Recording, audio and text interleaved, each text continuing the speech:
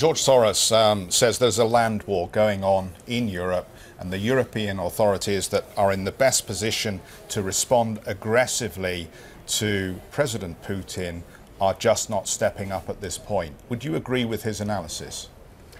Well, I'm actually quite pleased to see that we even have a fundamental unity in the European Union on these issues, which is a step forward. And I think that that is, that we're not going, we can't expect too much right off the bat, and I would say stay the current course.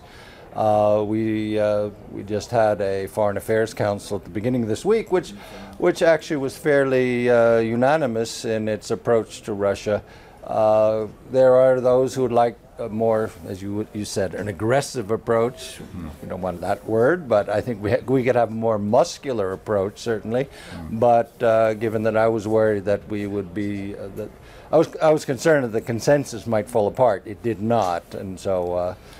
Correct me if I'm wrong on the numbers, but 25% of the domestic population of Estonian would consider themselves of Russian descent, or of Russian ethnicity as well. Given the pretext that we've seen for intervention by Russia in Ukraine and elsewhere as well, and we're speaking to the President of Georgia later on as well, do you fear that there is a context where Russia can have similar action in the Baltics, or do you just feel that is inconceivable?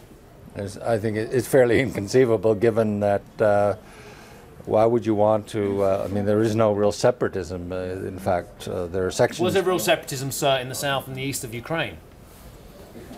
Well, when you're making more money in Russia than you are in Ukraine, whereas when you're in Estonia, I mean, you have 10 times the salary of Ukrainian miners.